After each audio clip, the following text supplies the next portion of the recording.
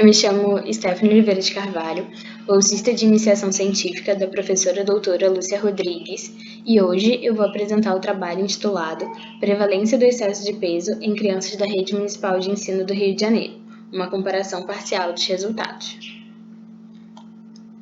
Bom, sabe-se que as doenças crônicas não transmissíveis, elas são prevalentes na sociedade atual.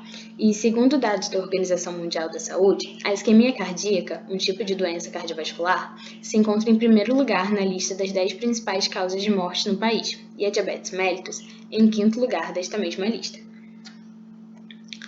As comorbidades desse grupo das doenças crônicas não transmissíveis apresentam uma relação com o excesso de peso e com a obesidade, já que essas enfermidades elas geram um aumento dos níveis de gordura corporal, o que acabam por desencadear alterações metabólicas no organismo, como, por exemplo, o aumento dos níveis de insulina e colesterol, bem como o aumento dos níveis dos marcadores inflamatórios e das adipocinas pró-inflamatórias, o que desencadeia um estado corporal pró-inflamatório e, consequentemente, o surgimento de doenças crônicas não transmissíveis.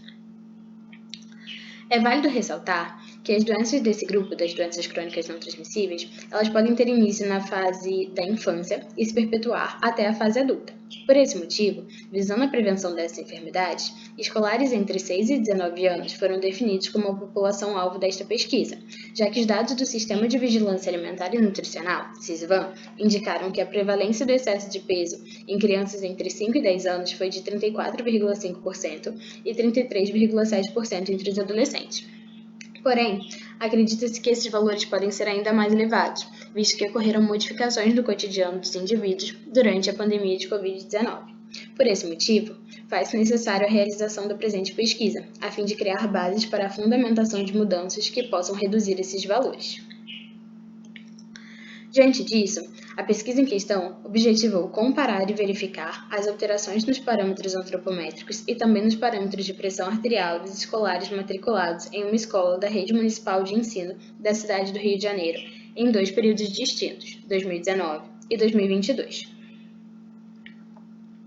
Para isso, foi realizado um estudo transversal múltiplo com escolares entre 6 e 19 anos da Rede Municipal de Ensino da Zona Sul do Rio de Janeiro.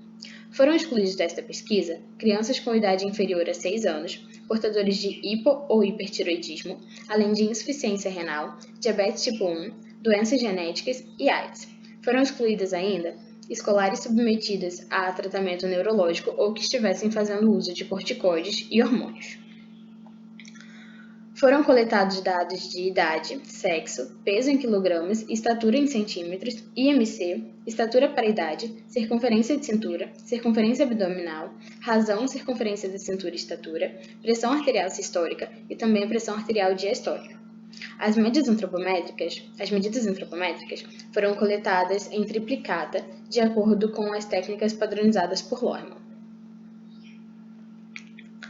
Os valores de referência utilizados para a classificação do Z-score de IMC para a idade foram preconizados pela Organização Mundial da Saúde, bem como os valores de referência utilizados para a classificação do Z-score da estatura para a idade, que se encontra aqui.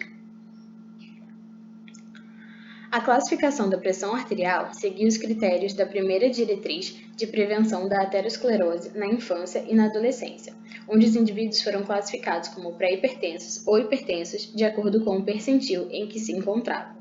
O risco cardiovascular ele foi identificado quando os valores encontrados para a relação cintura-estatura eram maiores que 0,5.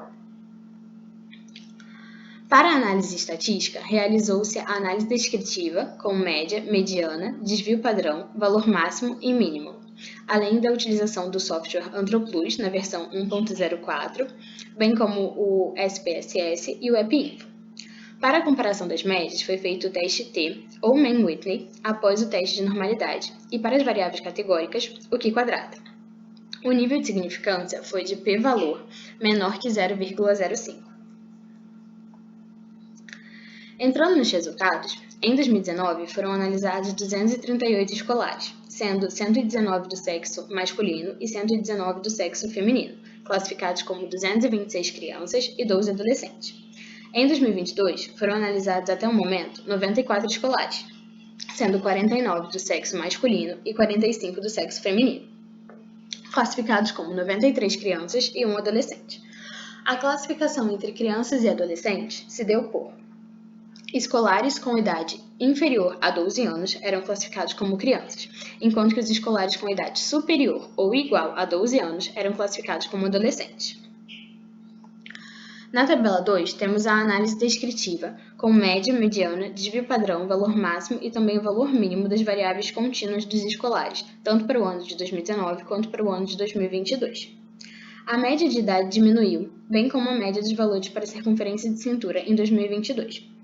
As médias do Z-score de IMC para idade, pressão arterial sistólica e pressão arterial diastólica, elas apresentaram uma elevação em 2022, isso quando comparados aos valores encontrados em 2019.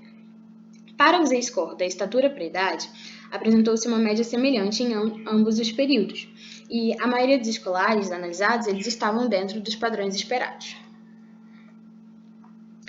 A classificação do Z-score de IMC para idade foi semelhante em ambos os períodos, já que 36% da amostra foi classificada com excesso de peso em 2019 e em 2022 o valor encontrado foi de 36,2%. É válido ressaltar que esses valores eles são semelhantes aos encontrados pelo Sistema de Vigilância Alimentar e Nutricional, SISVAN, de 2021, e eles são de grande relevância. Em relação ao risco cardiovascular, sabe-se que a relação cintura-estatura é uma boa preditora desta variável. Em 2019, 24,2% dos escolares apresentaram risco aumentado para o desenvolvimento de doenças cardiovasculares, enquanto que em 2022 o valor encontrado foi de 21,5%. Esses resultados eles são bem próximos, porém existe uma queda na prevalência em 2022. Mas como foi dito anteriormente, a gordura corporal ela está associada a alterações metabólicas, e por esse motivo, esses resultados ainda são muito relevantes, já que eles são um indicativo de alterações metabólicas que estão ocorrendo no organismo. Por último, foi realizada a classificação da pressão arterial. Antes da pandemia, 13,1% dos escolares apresentavam pressão arterial alterada, o que inclui indivíduos classificados como pré-hipertensos ou hipertensos. Já após o período de isolamento social e com a retomada de todas as atividades dos escolares, 28,6% da amostra apresentou pressão arterial alterada. E sabe-se que a hipertensão arterial é uma doença cardiovascular e que o tratamento precoce é importante para a prevenção de um posterior desenvolvimento ou até mesmo para a prevenção da manutenção desta comorbidade na fase adulta.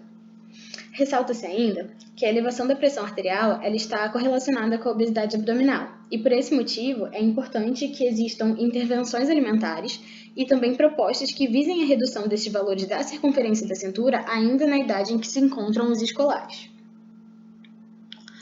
Portanto, os resultados encontrados eles demonstram um panorama preocupante no que tange a questão da saúde pública no Brasil, já que as comparações realizadas elas demonstraram que ocorreu um aumento na prevalência dos escolares classificados como hipertensos, com excesso de peso e obesidade.